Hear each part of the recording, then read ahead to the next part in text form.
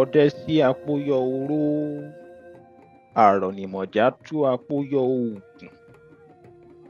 àgbẹ̀ wá ibi rírọ̀ kó iṣu sí. A dífá fún olú orogbo tí í ṣe ikọ̀ àjàláyé, a lu ìkìn fún olúṣonṣo tí í ṣe ikọ̀ àjà lọ́run.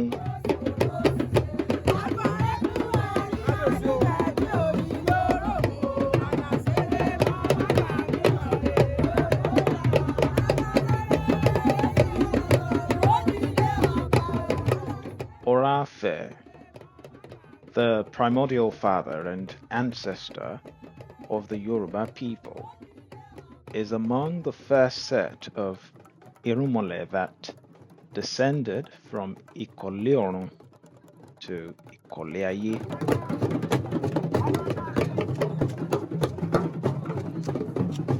Oranfe ó ní olórí gbogbo ẹbọra.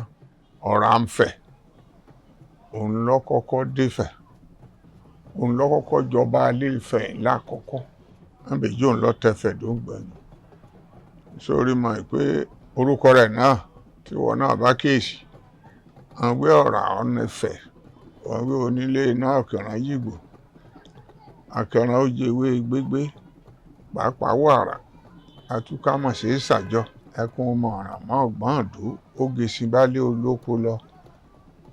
Iná méjó òjò sì mìíràn. Téèyàn bá ń sọ̀rọ̀ nípa Oranfe, à ń sọ̀rọ̀ nípa àgbà kan tí àṣírí pọ̀ nínú ẹ̀.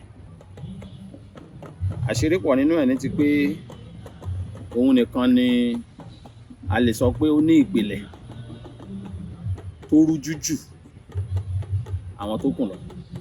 Wọn ò tí ì rí ẹ̀gbọ́n Oranfe níbì kankan. Ìtàn kan ò dẹ̀ sọ wípé ẹnìkan jù ú. In the Yoruba cosmology, Oranfe is the force that represents Mother Earth, space or air, water, and fire. As an embodiment of fire, he had his primary abode at Okiora, or a hill from Ife-Oodaye. He is referred to as Oranfe Onile Ina, the owner of the house of fire. Ọ̀kẹ̀ránjìgbò, akọ ẹran tí ń jẹ ewé gbégbé.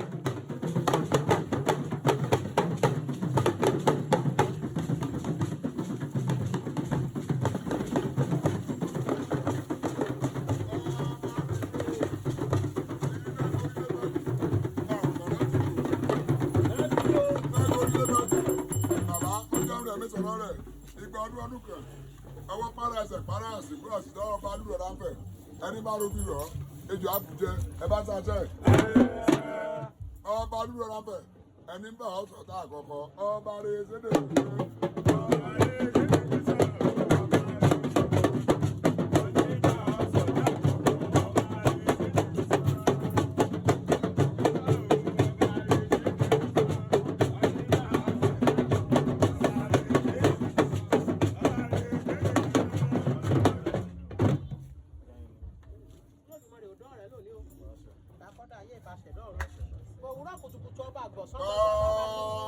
Ọláfẹ́ Àdìmúlá ìbàrẹ̀ o, Oranfe Onile Ina ọ̀gẹ̀rán jìgbà kẹrún jẹwé dédé pápá wàrà tó tábọ̀ sí ìsàjọ ìbàrẹ̀ lónìí o.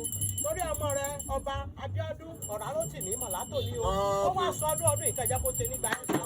Ẹ má jẹ́ kó fọ́ ọdún ẹlẹ́ ìsàjọ náà o. Ẹ bá mi ṣàánú fún o, ìjókòó bíjó fún, ayọ̀ kó fáyọ̀ fún, àpẹẹrẹ fún mọ̀ gbóná mọ́ wọn. Wọ́n ti rẹ̀ rẹ́ oníjì Ọ̀ṣun Oranfe gbọ́ alálà funfun kò. Ṣé ìgbà o? Wọ́n tún yọ̀nà ròdì, ìṣẹ̀lẹ̀ aládẹ, ọ̀rà kó dẹ̀ yín sówó, ọ̀rà kó dẹ̀ yín sọ́mọ, ẹ má rí dààmú. Mo náà wọlé olúwẹ̀rí tòjò tẹ̀rùn ilé rìn ní gbóná, ẹ̀ ní rí kú ọmọ, ẹ̀ ní rójòjò àyà, omi lẹ́jọ́ òbí báyìí, omi ara ní ẹ̀jẹ̀ ara ní kó mọ̀ gbẹ, ẹ má rò fún fọwọ́ romi fowó rẹ̀jẹ̀, ọ̀sẹ̀ ẹ̀jẹ̀ tó ló yanyùn, bàbá mi sẹ́bìsì ọbẹ̀ kó sẹ́rí ajé sí, ó sẹ́bìsì ọkọ̀ sẹ́rí ọlá sí, ó sẹ́bìsì ọkọ̀ sẹ́rí dùnú sí, ọmọ jẹ́ kó ṣìrìn, ọmọ ní ju ebi ń pàlọ́, ó bí bàbá mi ọba Abíọ́dún Ọ̀ràrótìmí Mọ̀látò rẹ o. Ṣùgbọ́n tá a bá ń sọ̀rọ̀ nípa òkè ọ̀rà tá à ń sọ̀rọ̀ nípa Ifẹ̀, tá à ń sọ̀rọ̀ nípa Oòdáyé, kò sí bá ṣe máa sọ tá à ní kọ́kọ́ bẹ̀rẹ̀ pẹ̀lú Ọ̀rànfẹ̀, Àràmùfẹ̀, Ọ̀rànfẹ̀, Ọ̀ràmùfẹ̀, orúkọ yòówù tí wọ́n bá pè níbikíbi táwọn èèyàn ti ń sọ. Ìdí tó fi rí bẹ́ẹ̀ ni pé Ọ̀rà ò kì í ṣe ẹni tí èèyàn wá ń kì gìrì sọ̀rọ̀ nípa ẹ̀ láì wò ó dáadáa. Àwọn àgbà Yorùbá gbà pé lára àwọn tí wọ́n jẹ́ ẹ̀dá tí wọ́n dá yàtọ̀ yìí, èyí tó dàgbà jù nínú wọn, tọ́jú orí ẹ̀ ju gbogbo wọn, òun ni Ọ̀rànfẹ̀. Ìdí nìyẹn tí wọ́n fi pè ní àgbàmọ̀lẹ̀. Oranfe was usually alone on Òkè-Ọ̀rà due to his enormous power and ability to emit naked fire from his mouth and body as given to him by Olódùmarè. Torí agbára iná tó ní lọ́wọ́, nígbà míì tí inú bá bí, wọ́n á ní a máa fi ìlàjì ilé jóná, wọ́n bá jóná tán á ní kó máa tún kọ́. Dà pẹ̀lú agbára tóun ní, èèyàn ti ń pọ̀, kò sì ní dáa kí ó jẹ́ pé fúnra èèyàn náà ni ó kọ́lé ni ó máa bàjẹ́. So ẹ̀yin ẹ sún kúrò níbi tí mo ti lè ba nǹkan jẹ́, tágbára yìí ti pọ̀ yìí, ẹ ó yẹ sún sísàlẹ̀, ẹ kúrò lórí òkè, sún sísàlẹ̀, ní gbogbo wọn fi sọ̀kalẹ̀. Wọ́n ṣe máa ń sọ wípé lágbájá tẹ̀wọ̀n, tọ̀hún tẹ̀wọ̀n. Apá ibi tí wọ́n fẹ́ sọ̀kalẹ̀ sí ní òdì kejì òkè Ọ̀rà níbí, ibẹ̀ yẹn ò sì ń ṣe òkè téèyàn lè fi ẹsẹ̀ sọ̀kalẹ̀ wá. Wọ́n ní láti fi àwọn irin rọ̀ wálẹ̀ ni wọ́n wá sọ̀kalẹ̀ sórí ilẹ̀ látorí òkè, kì í ṣe pé òfurufú ọ̀run náà ti ń bọ̀. The Big Bang Theory tells us the universe began as a tiny, dense fireball that exploded. But what caused this explosion in the first place is still a mystery to scientists. In Yoruba history, Oranfe is the embodiment of fire. Could he have been the one to spark it all?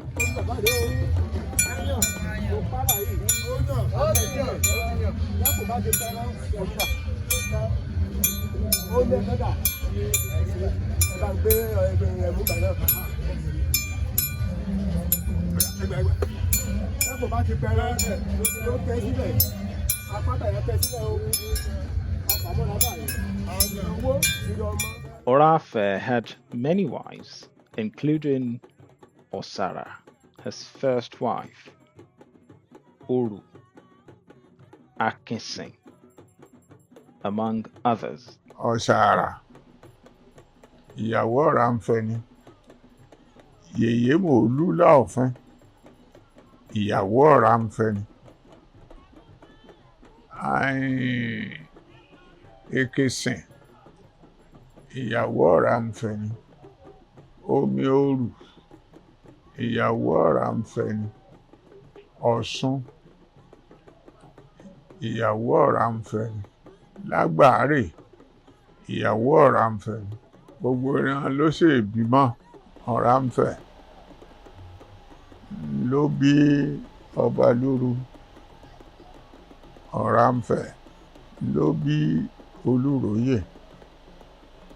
Ọ̀rànfẹ̀ ló bí Ọbaláàyán.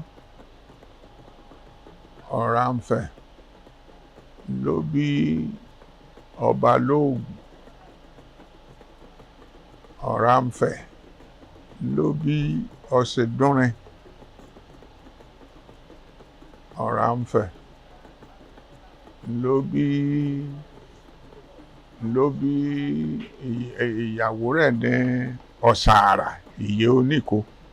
Ọmọ Ọ̀rànfẹ̀ ọ̀pọ̀, ó bí Oníṣòro Òjùgbẹ̀, ó bí lọ́jà Àrókò, Adìgbàsù Tọrẹ. Ọmọ Ọ̀rànfẹ̀ ni mo ń dárúkọ hàn ní. Ó bí Ọ̀ṣọ̀rà, ó sì bí Ọ̀ṣọ̀tún, ó bí Elésì, ó sì bí Ọ̀ràtúnàṣe. gbogbo wọn níṣẹ́ ìsomọ́ wọn jẹ́ ọmọ bẹ́ẹ̀ láfo gídó bẹ́ẹ̀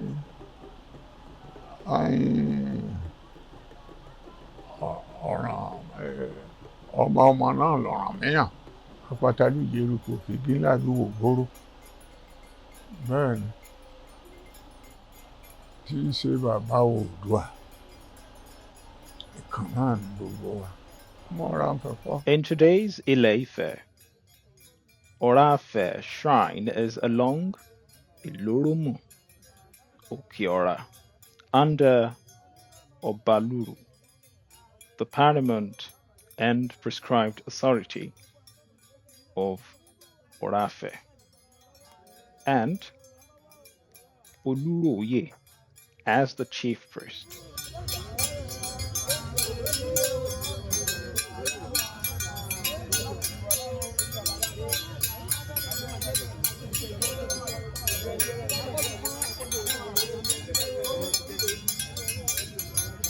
Ọ̀rà ló ní ilé, ọ̀rà ló ní ilẹ̀, ọ̀rà ló lókè, òun ló tún ní ìdènà odò. Àwọn yẹn ò kì í ṣàhesọ, bó ṣe rí nìyẹn.